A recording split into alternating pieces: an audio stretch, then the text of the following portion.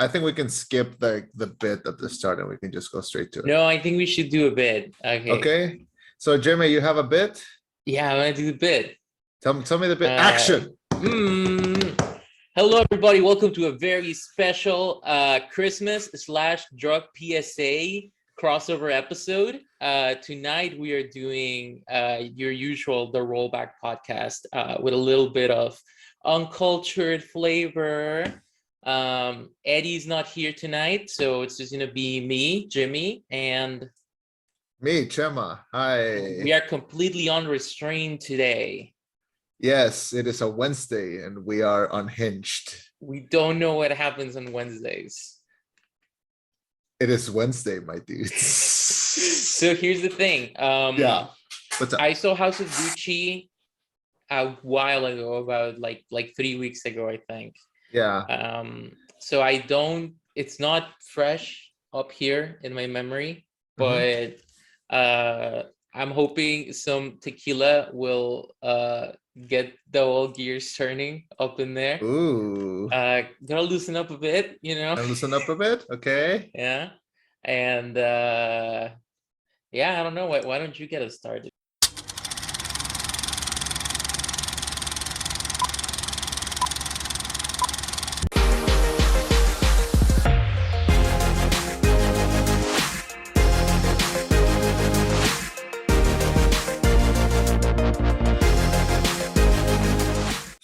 Thank you for welcoming us into your headphones. My name is Chema. Again, I'm Jimmy. Reviewing the House of Gucci, and this is the rollback. So, Jimmy, we're gonna start this. We're gonna start this with a morning prayer, and we're gonna talk about the Father, Son, and the House of Gucci. I am obsessed with that. Like, I saw this movie Saturday. And literally, at least once a day, I've just been like by myself, like a Father, Son, and the House of Gucci. All right, so I wasn't gonna watch this movie because I don't know anything. Well, I didn't know about the House of Gucci, and I didn't really care. And I was like, Ridley Scott, maybe I'll watch it. And then I saw the trailer, and when Lady Gaga did that, something in me, like a switch flipped. It really is like a sleeper agent wake up phrase. You know, it changed my life entirely. So it's like Winter Soldier when they like unhinge him. Yeah. And it completely came for me, and it like turned me into a Gaga maniac. Okay. Or how do you call Lady Gaga fans? I believe they're called the Little Monsters. It turned me into a little monster. That sounds so nasty. That sounds so nasty. Like, oh yeah, it turned me into a little monster. It turned me into a little monster. I was like, yes, give me more Catholic Gaga. So that's why I went to see this movie, because I saw that in the trailer. That phrase sold me on it. Yeah, it really does something to it. I'm gonna read you a synopsis of the movie, and then we can start talking about it. Okay. So, House of Gucci, a legacy worth killing for. The true story of how Patrizia Regani plotted to kill her husband, Maurizio Gucci, the grandson of renowned fashion designer and founder of Gucci. Do you know what's the name of the Gucci founder? Do you know what his name is? Guccio. His name is Gucci or Gucci. Oh, so close. And that's why the logo is like the two G's. Like, that's why. It's Gucci. Yeah. So before watching this movie, I think I told you about this. I listened to this podcast called Morbid, which is these two girls that tell true crime stories, and they cover this story. So before watching the movie, I was like, oh, I know this story. I know it. And then I saw the movie, and pretty much everything that happened that they covered on that episode pretty much happened in the movie, except for like a couple of things that I'm guessing were changed for like artistic freedom. Yeah, we'll talk about those in a second, because I feel like they were missing. I feel like those things should have been in the movie to make it like stronger and everything. No, I want to know. I want to hear, because I went into this movie at the complete opposite. Like I said, I didn't know anything about Gucci. So if you had read that synopsis to me before I went to see the movie, it would have been a completely different experience, right? Because I went in completely blind. I didn't know what Ridley Scott was trying to do. I didn't know how it was gonna end, because I guess everyone knew how it was gonna end. So I was the only sucker in the room that felt surprised when it happened. Okay, But so you didn't know that he was gonna die. Is that yeah, what you're I saying? didn't know he was dead. I Okay. thought this was a movie about an alive person. Yeah, no, I listened to that part, and I highly recommend everyone check out Morbid's episode on the killing of Mauricio Gucci. But Maybe one day we'll have a crossover episode with Morbid. hopefully those girls seem fun. And but yeah, the main difference that I saw from what I got from that episode and the movie is that the main difference was that so it's Mauricio Gucci. He has his father, and then his father has this brother who's played by Al Pacino, and Al Pacino has a son. Originally in the story, he has four sons, and they're kind of fighting because it's four sons have 50% of Gucci, and then Maurizio Gucci, who's Adam Driver, has the other 50%. So that caused a lot of drama because it's like, oh, these four Each of them boys has like 12% each, and pretty then much. because Mauricio is an only son, he has 50. Correct. So that was like another piece of the puzzle that created more drama. In the movie, they changed that to only having, or at least one brother that showed up. I mean, in this movie, Jared Leto has the presence of four people, so Yeah, it evens out. yeah, we need to talk about Jared Leto in this movie because I don't know if what he's doing is like campy fun or if he's just like unhinged. Like, what the fuck is happening with him in this movie? I think it's both. Frankly, I think he's unhinged, and that makes him campy and fun. But I don't think he's all right. I mean, we know he has a cult. We know he did all those horrible things as the Joker. Yeah. They covered his tattoo in this movie with concealer, probably. We all know that's definitely there. Yeah. So yeah, I mean, I think he was having fun in the role, clearly, Yeah, but absolutely. also he's not well. Yeah, no, the entire I didn't realize that was Jared Leto until like halfway through the movie. Like there's a moment where I just looked at his eyes and I was like, that's fucking Jared Leto, man. Hold on. It took me a second because he's under such heavy like prosthetics and makeup that I didn't see it. I watched this with a friend of ours, and Yeah. and halfway through the movie, I turned to her and I told her, "Hey, that's Jared Leto."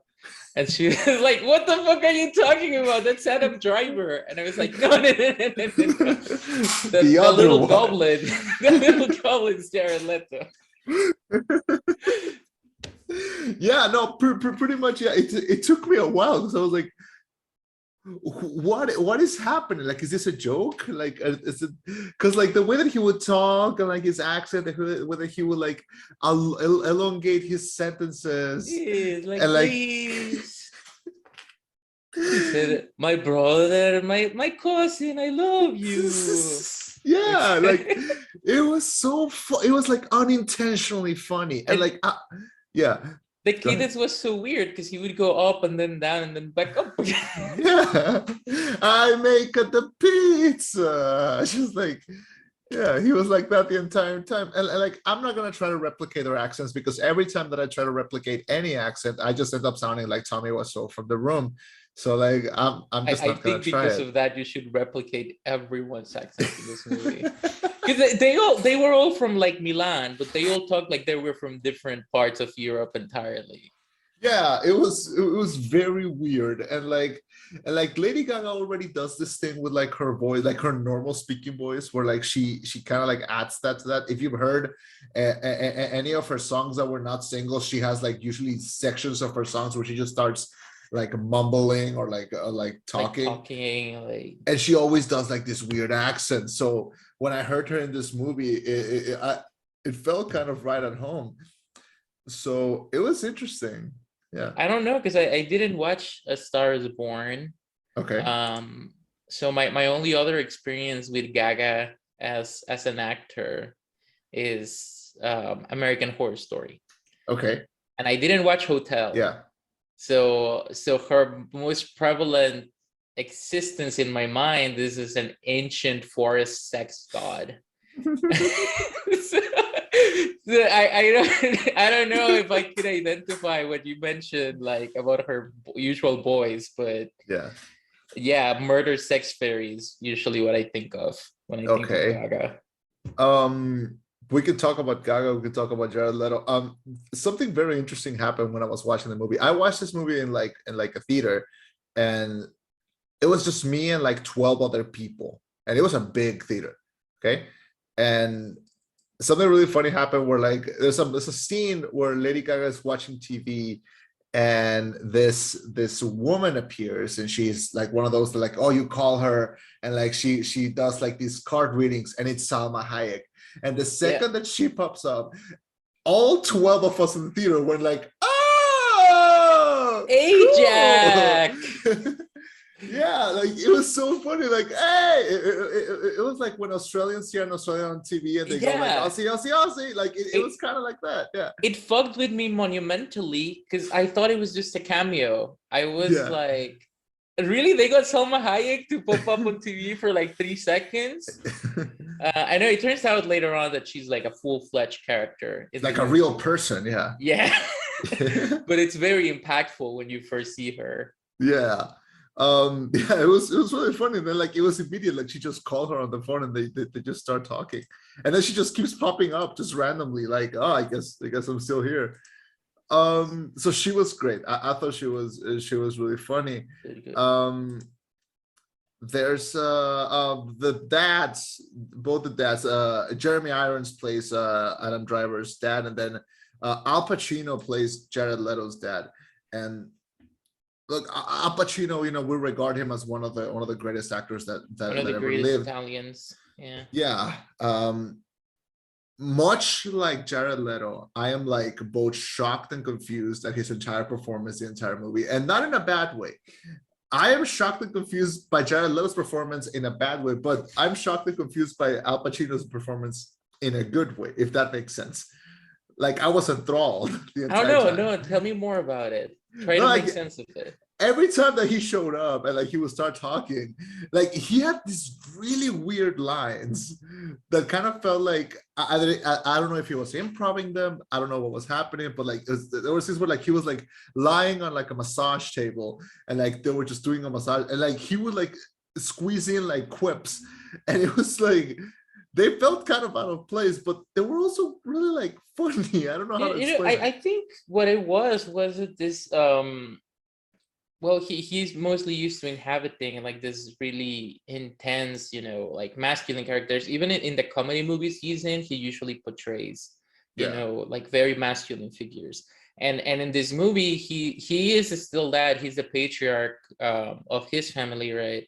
Yeah. But in a very eccentric way. And I think he's trying to like channel this kind of like unfathomable amounts of money type of eccentricity, you know, that you only get from fashion designers. So I think that was kind of like his attempt at that, to like bring that kind of weirdness to it, which worked because you think it's weird. Yes. And like definitely, you know the big difference between a crazy person and an eccentric person is money, and I think you can really see it in this character. There's a line that Jared Leto says. He goes, what was the line? Never confuse shit with chocolate. They may look the same, but they taste very, very different. and I think that kind of explains the difference between an actual like good movie and like a very desperate Oscar baiting movie, which I sadly think this is. Well, also a terrible line, because chocolate doesn't look like shit very much at all, unless you're getting really bad chocolate. But I guess it does feel very Oscar baity, definitely. But I think it has its moments. I know a lot of people are saying like, oh, it can be campy, you know, it can be campy. You can treat it like a Rocky Horror type of movie. I don't know if I don't think something. so. I don't Yeah, think I don't so. think so either. I don't. Yeah. No, I don't think you could possibly ever do that. But I think maybe something is wrong with me because I also just think Rocky Horror is an objectively good movie, Okay. which I know you disagree with. I think it's enjoyably campy. I don't think it's good. That's the Yeah, difference. well, I did think this movie was pretty good. Like I genuinely enjoyed it. But I think and this is something that I wouldn't say if Eddie was here. That it was mostly because I was massively turned on the entire film. No. Elaborate, please. It is so. For me, this movie was such a sexual experience. Just raw, like sex power emanating from both Adam Driver and Lady Gaga. Like having two very sexy demons sitting on my shoulder, just gluing my eyes to the film. So for good chunks of it, I was just gone. I was just like, and it wasn't just me, because I'm telling you, I saw it with a friend, and she Yeah. spent the entire movie like hitting my arm, like, oh my god, he's shirtless in this scene. I don't even. Yeah, I think he was shirtless in a couple of scenes. I don't know. Yeah, like barely. Yeah. Anyways, I think maybe us two, we were like the core audience for this film. Like the movie was made for you. Yeah. Because it worked on both of us. Oh my God. Oh God. Okay. Well, this seems like a right spot to. So, if let's say you were like one of these fancy like movie critics, and you say a quote while reviewing, and then that quote gets used in like a poster, will that line be "this movie fucks" or like This movie fucked? How about this movie fucked me? Like, straight up. Oh God, you know what? I don't feel the same way, but like I'm very glad that you do. Yeah. And our friend too. Like I'm glad that movie did that to y'all, because like I enjoyed it. Not gonna lie, it was 2.5 hours. Felt 2.5 hours. Felt really long. So. Yeah. Felt really long, really heavy, and for like a good period of time, I'm just watching very attractive, very rich people drink espressos and smoke cigarettes, and like being just absolute bitches towards each other. And like, I don't know if I would have enjoyed it as much if I hadn't heard the podcast episode about it. Okay, I feel like I wouldn't have gotten. Enjoyed it more. I feel like I could fill in the gaps better, but I don't know if I would have gotten the whole thing without filling those gaps by myself. Because let me tell you about my roller coaster of emotions. Please do. Please do. So it starts off as like a very sweet romance, you know, because I mean, you have Lady Gaga just living her life. You get a few shots of like she's like a middle class, you know, she's trying to make her place in the world, and then she meets Maurizio. And they kind of hit it off like kind of awkwardly, because you know she's obviously interested, but he's kind of weird, and you know it just works a little bit if you just see it that way, you know. And if you don't know that she's gonna kill him, then that's the idea you have the whole movie. You're like, oh, this is a cute couple. They were obviously very happy when they first got married. Because those first few scenes where they are like living in the tiny apartment and before they get involved with the Gucci's, those have a very genuine vibe. They are in Italy, so it looks a little bit like they are living in Mexico City. It looks that shitty. So they look like just the average experience of a newlywed tricolor flag country couple. Same colors too. Yeah. just reversed. So that's what I had in mind through most of the movie, right? I was like, oh my god, these two are great together. I want them to work out. So when the cheating starts and when they start to get distance, and Mauricio is like, I don't love you anymore. I don't know. I don't feel about you the same way. I'm like, no, you do, but you do. It's Lady Gaga. Just look at her bosom. So part of me was just screaming, like, when are you gonna notice that you wouldn't be anything without this woman by your side? You know, I just wanted them to get back together. And then when she goes up to Ajax and she's like, can you please kill my husband? I was like, oh my god, no way, she's gonna try to kill him. How are they gonna stop her? And they don't. They don't. He fucking dies. So that's it was like, I'm telling you, a completely different experience for me, because I enjoyed most of this movie as like a romance drama, and then the end really felt like a plot twist to me. Okay. So maybe I feel like I joke about being horny about it and whatnot, but I don't think you were joking at all. Well, no. No, that was completely sincere. I don't believe you. But it also captured me in like a very fun, dramatic way, like it was a nicely executed like conflicting romance. Yeah. Yeah, and that's where I think I struggle a little bit to work around it, because I didn't know if the movie wanted to be a tragic romance. I didn't know if it was going to be a legal battle about the future of Gucci. I didn't know if it was I didn't know what the movie wanted to be, and I think that's contrasted in like the editing. The editing took me out a lot throughout the movie. There's this really bizarre scene where like we see Maurizio and Patrizia go visit Maurizio's father, and he's like, oh, I'm sick and like I'm about to die, but like I'm really glad I got to see you, son. Then it like cuts to like him like dead in like his funeral, and I laughed at that scene, because it was like, no, you're like he dead, like he's just dead now.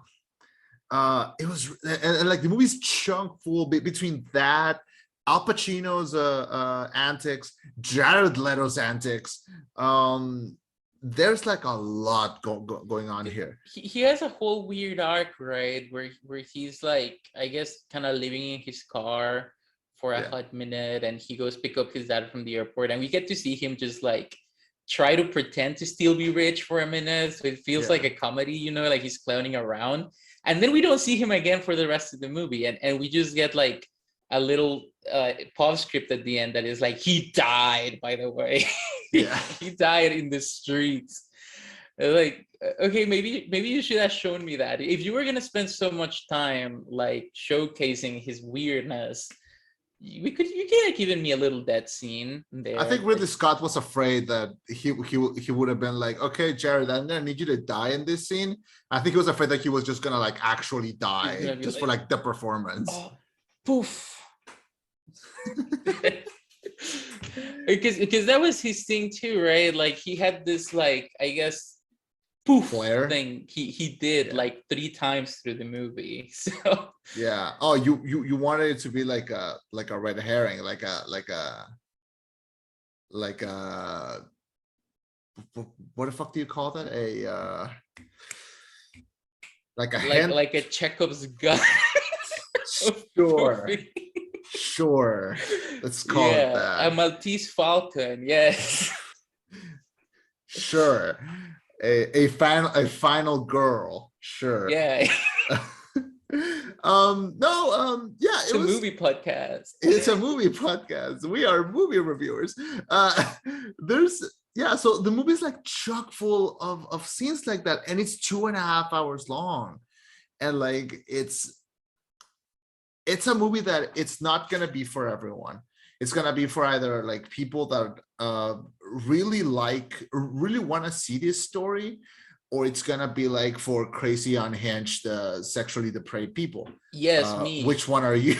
So no, the thing is, it's not even a movie for people who are interested in the murder angle of it, right? Because I'm sure the morbid episode is way more interesting in that regard than this movie could be. Because the thing is, the entire movie, Patricia is built up as like like a Sympathetic, figure yeah. you can empathize with. Yeah, because she has her flaws. Yeah, and she's the one that pushes Maurizio to being like more drastic and whatnot. But she's still kind of like a, you know, girl boss type, but in a good way, you know, Sure. like a go-getter type of character, you know. She had ideas and she wanted to execute them. Yeah, yeah, and she was driven, and I mean, Lady Gaga is super charismatic, so it worked out. And then suddenly you have this very drastic shift at the end where she's like, okay, I'm gonna kill him, you know, because Yeah. it's even like it's built up to like, I'm gonna try to get him back, I'm gonna try to get him back, and then it turns into, I'm gonna kill him. And I feel like that would be very jarring if this was an original story. Yeah. But it's even worse because it's a real story. So it's like, why didn't you do the build up properly then, you know? Because they could have spent some of this movie like touching up on darker aspects of the character, you know, foreshadowing that she might turn to violence at some point. I don't feel like they did a good job with that, because that turn definitely feels like a 180-degree turn. Yeah, and that's where I think me knowing the story and me knowing like what happened in between them getting divorced really helped to like fill in those gaps, because there's like this moment where them trying to get divorced took like years, okay? Because like apparently Gucci kept giving her like settlements, like okay, we'll give you $1 million if you just shut up and like leave Maurizio alone. And she said, and like this is like the actual line that she said. She said, is it $1 million? That's a box of lentils. That's nothing. Holy moly. Yeah, like that's how she they could have described that put much. that in Yeah. the movie. Yeah. Yeah. Because like that scene where like he dies and she goes to her diary and she writes paradiso, like paradise, like she's in heaven. Just like that really happened. Like that's a real thing. Yeah. So there are aspects that are real.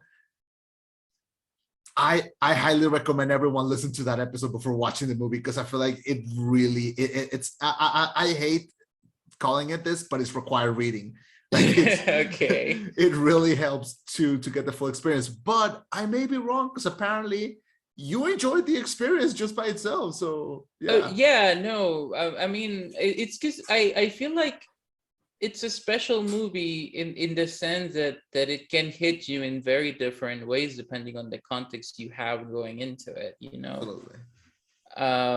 So yeah, I mean, and in some ways it is weird because you have 2 hours of romance drama, you know, between these two very charismatic leads, and then 40 minutes of murder mystery. Zero mystery, just murder, you know, murder tension. And it's Yeah. not even done very well, because like by the point it starts, you already know he's gonna die, and sure that the guy misses his first shot or something, but Yeah. you're point blank, there's no one else there. It's I feel like even that could have been, I mean, it's Ridley Scott, he's directed so many like action movies, you know, he could have done that scene better. Obviously couldn't change what happened, it actually happened, but you could have done some more dynamic angles, some more like tense cinematography, but it just felt kind of sterile the moment of his death. Yeah. Even the way that he falls doesn't feel right. Yeah. Yeah. And I don't know if it was supposed to be that way or not, if we were supposed to feel disconnected with him from this point, because another thing that I wasn't sure about at the end is like, okay, I mean, I do kind of feel like I couldn't have it why Patrizia would want to do that, and especially because they don't mention that in the movie, that she gets that like vindictive with the settlements and stuff like that. So at that point I'm still feeling for her, you know, I'm still like, I mean, she's killing him, sure, but like she's heartbroken, you know, that's her husband. So I'm not even sure if the movie at the end is trying to say, you know, like Patricia was right, it's fine that she murdered Maurizio, or if it's like Patricia is the devil, she tricked you. I don't get it. I think Lady Gaga encapsulated everything when she was giving interviews about this movie, because they asked her like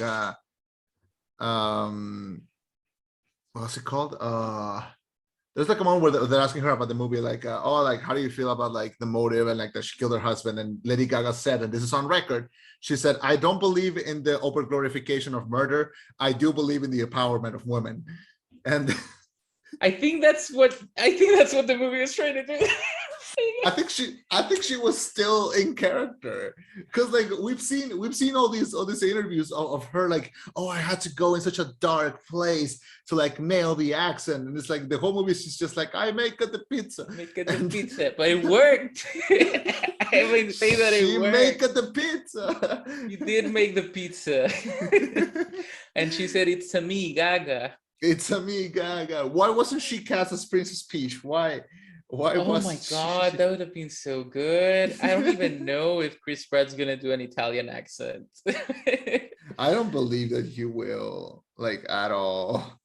I cannot picture his voice in Mario's body. That's gonna be so weird. Anyways, speaking of Mario, I feel like where is that sentence going?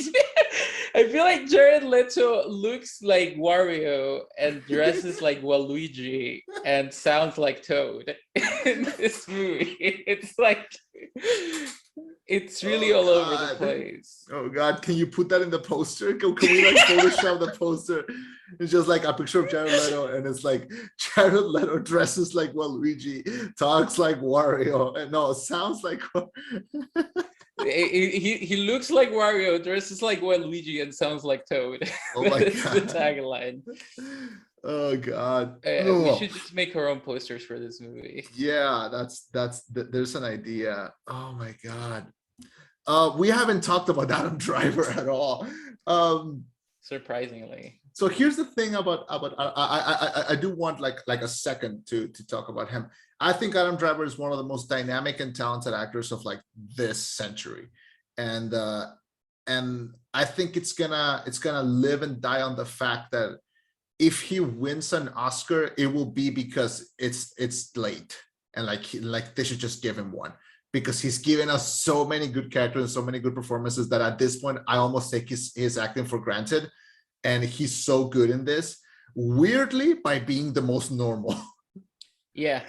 Like yeah, it really feels like he inhabits the character like a normal person. Yeah, like he's so soft and he's so like well spoken, and you like him, like he is likable, but he doesn't stand out because everyone else is like at an 11 while he's at like a 5. And it's really funny to watch, because like everyone's just trying to overact over each other, and he's just like, I'm just reading the script, man. Hey, like, it's me, Adam. Yeah, and his character arc is interesting, because he starts off as like this rebellious, scion of the house of Gucci. He just wants to live a normal life. He's completely okay with leaving everything behind to go on and live with Patrizia. And he really sells that, he really looks like he's a little exasperated about being rich. He doesn't feel at all comfortable, moving in those spheres. He exists there because he asserts his place, at the parties that they're at. But when they go to fancy restaurants and things like that, he does look like, I don't want to live in this like stuffy atmosphere, and he really sells you on this like fairy tale, I guess, like the classic like, oh, marry a rich prince, get all the money, and that's what the movie tries to be at first, I feel like. And then Patrizia keeps pushing him towards the sins of his family, like the avarice and the deceit and whatnot, and he goes into it, but with reluctance, right? Like for most of the movie, it feels like he doesn't really want to do the things that Patrizia is suggesting he does, but he just kind of does them. And then we also have a complete 180, completely unexpected, right, where he just kind of starts hating her. And it also feels like there's not much of a build-up to it. It just feels like it starts happening. Yeah, I feel like I got to be okay with it because, again, like for the first time, it's because I've seen like that. I've heard that podcast episode. Yeah. So I feel like, I don't know if like maybe it was me like filling in the gaps. Maybe because also like I heard that, and like a week later I watched the movie, so like it was pretty fresh on my mind. And yeah, other than that, the movie was fine. I thought the movie was good. Clearly Oscar baity. Yeah. I think if at most it gets nominated, I don't think it's gonna win anything. Lady Gaga's I think she could win if Spencer hadn't come out. I feel like that's gonna blow her out of the water, honestly. And what's up? No, yeah, continue. Yeah, I think it's gonna I don't know. It's gonna get a couple of nominations, but we'll see where it lands. So you think Spencer is gonna get Best Actress? Absolutely. I don't think there's a doubt in my mind. No, yeah. Stewart really, I feel like she even looks like Lady Diana from some angles, Yeah, like, they really nailed the characterization. Yeah, and she has experience. She's played a character that marries into a blood-sucking family of demons, so it's not her first time doing that. Yeah. But no, House of Gucci, pretty fun movie, pretty fun ride. Yeah, I don't know if it could have been shorter. It could have been 2 hours instead of 2:40. Yeah, I'm not eager to rewatch it again, but like I'm glad that I watched it. I thought it was definitely interesting. And I'm still gonna be like Father, Son, and the House of Gucci. That's what did you think about the costume design? It's a movie about clothes. I think it kind of nails it. Yeah. Yeah. I don't own anything Gucci, so like I'm not like never. Yeah, I didn't know what was specific, and like I know the double G, and I know that it's like a green, red, green, like that, those like stripes, like that's like the main thing. But yeah, I don't know if those are real pieces. I don't know if it's just made in like costume, and I don't know if them being Gucci pieces in a Gucci movie gives it more of a price. Hopefully, maybe that'll be an interesting thing. Like hey, look at these Gucci pants. They were in the Gucci movie. Relaunch, yeah. I thought it was cool. It was sleek. I would definitely pair this movie with All the Money in the World, which is another movie that Ridley Scott directed a few years ago. I feel like these two are like sister movies. Like you could really put them together. If you want to do like a back-to-back rich people Ridley Scott in the Ridley Scott cinematic universe. Of course, yeah. Between this and then at the same time that this is happening, Matt Damon is lost in space in Mars. Yeah. And who knows, maybe the Gucci company ends up funding the space travel that we see in Blade Runner. So this could go anywhere. This really could go anywhere. Yeah, but overall, yeah, I enjoyed it. Pretty fun. Wouldn't call this you know how people say like, oh, that's Gucci when they mean like that's something good. Gucci, yeah. I wouldn't say this about this movie, but I would say it's all right. Yeah, I would say like, yeah, watch it. It's I wouldn't be like, hey, it's the best movie in the world. Like you were saying that you were horny while watching it. Yes, you are. But I know me, and maybe I don't want other people I know to be horny. So so maybe if I don't want someone to be horny, I won't tell them to watch this movie. Okay. So it did work on me, and I did enjoy it. But like you said, I don't think I would. I told you I might watch it again today. Yeah. I just didn't. I just watched Shaman King all morning. Okay. And I did kind of want to go into it, but not eagerly enough, to like rent it or pirate it or something. Like I'll watch it again when it like comes across my plate. But I'm not necessarily gonna go seek it out. So yeah, I don't know. I mean, like, you want to give it a score? Double D's. 36 double D out of 100. This is officially the most unhinged episode of the Rollback. Thank you it's not even for that your bad. service, Jimmy. I I would score this a 7.5 out of 10. A 7.5. I was gonna go Yeah. for 6.8. Really? Yeah. Oh my god. Not quite 69, but almost there. Oh my god. This episode is gonna come with like a parental guidance sticker It on it. really Like, should. oh god. We haven't said a single anti-drug thing the entire thing. Do they do don't smoke. cocaine in this movie? I don't remember seeing any cocaine, but I am absolutely sure that Jared Leto was on cocaine. They must have been doing cocaine at some point in this movie. Don't do it, kids. Don't do any cocaine. Oh god. Just don't cheat on your wives. Don't smoke. Don't god. Okay. Don't buy Gucci products. Yeah, don't buy Gucci products. Like if I learned anything from this movie is that actually it's okay if you buy the bootleg Gucci products from I feel like they gave us streets of New York. permission at this Yeah, point. exactly. Because Al Pacino was like, "No, it's fine." Yeah, I okay. mean, I feel like the money that I paid to watch this movie in theaters is like all the money that Gucci's gonna get from me. Oh, Like, definitely. yeah. No, I give it a 7.5. It's enjoyable. Definitely watch it if you're gonna do like your Oscar thing. But other than that, seek it out only if you're interested. Definitely seek out the morbid episode on it, because I think that's way more entertaining. And you can listen to it while running on a treadmill. Are the nominations out yet? No, not yet. No. Okay, so the awards are on March 27th. Yeah.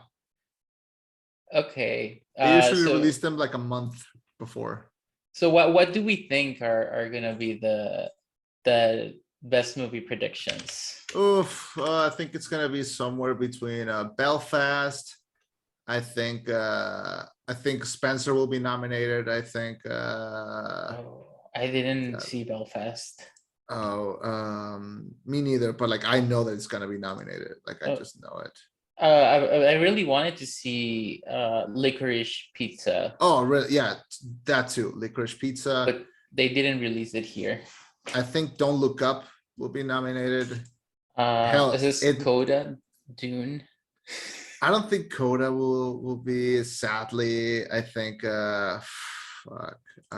You think Don't Look Up? Yeah, that's I think Don't Look Up, and I think it's definitely gonna win some stuff. I think Dune will be nominated. I think The Green Knight hopefully gets something. I don't know what it would get. I don't know, maybe special effects or something. If there's any justice in the world, Malignant will be nominated for something. Yeah, I think mostly it's gonna be those. What's Come On, Come On? Have you heard of that one? I have heard of that, but I haven't seen it. It's with what's his face? Is that Taika? No, it says Joaquin Phoenix. Oh, it's Joaquin Phoenix. Yeah. He really looks like Taika Waititi when he's in black and white. They are both they're both definitely men with like salt and pepper hair. Definitely. Yes. Yeah. Yeah. But yeah, I think King Richards will be nominated, and I think Will Smith might win. Ooh, I have to watch that one. Yeah, I think this one, I think The Power of the Dog, which came out on Netflix with Benedict Cumberbatch, will be nominated for some stuff. Probably directing. Tick Tick Boom might get nominated for something. I think French Dispatch might get some stuff. But yeah, did you like the music in Tick Tick Boom? I did like the music in Tick Tick Boom. Okay, sing a song from it. They're singing happy birthday, you just want to lay down. All right, okay, I'll believe you. I believe you. I got you. Yeah. Well, I had this article from Billboard pulled up where they compiled excerpts from like a bunch of critic pieces for this film, right? Okay. And I was gonna go through it, do a little internet on tape, but I don't think I should. I'm just gonna I'm just gonna say, like, it really seems like everyone feels 68 to 7.5 about this movie. It's a very 68 to 7.5 movie. Yeah. But it might get nominated because it's one of those movies. It's It is very definitely much, Oscar. And you know the Academy only watches Oscar bait movies. of course, they will never nominate. I am so scared that like my favorite movie of the year is The Mitchells versus the Machines.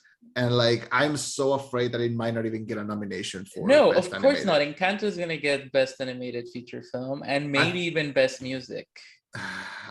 Yeah, I think it's gonna be somewhere between Encanto and Luca, but like I wish Mitchell vs. the Machines would get it. I wish. Okay. We'll see in March. We'll see. You should check out Belle, which I think just came out over there, and it's gonna come out here this weekend. So By Mamoru yeah, Hosoda? that's the one, yeah. It's literally the third time he does Summer Wars. I saw the trailer and I was like, this dude's just doing Summer Wars again. So it's like when it's like when he did Mirai and it's the girl who left through time again. Yeah, but the thing is, he did Summer Wars as a Digimon movie, and then he did it as an original movie because he wanted to do it. Yeah, and now he's doing it again, but about VTubers this time. Yay! And I want to watch it so bad. It looks so good. Yeah. All right. So you know what? Watch it. I'm gonna try watching it this weekend. We can review it next week. So good. Oh hell yeah. Yeah. I'll see you here maybe next week. And for now, let's sign out. Thank you for joining us. If you'd like to hear more about our thoughts on movies, you can check out our feeds, The Rollback. We are available at Spotify, iTunes, pretty much YouTube, pretty much any site that allows us to share with you our horrible opinions. Thank you, Jimmy, for joining us on this episode. You are always welcome on the show. And yeah, my name was Chema. I was Jimmy. And this was The Rollback. The Rollback. Signing off with a reminder to please don't murder your ex-husbands. Or because they will find out. Maybe. They will find out. Also, if you go to the movies, don't sit next to Jimmy because you might have to hit him in the shoulder. I do not leave my tuggies at the movies. I promise you. I do not leave my tuggies at the movies.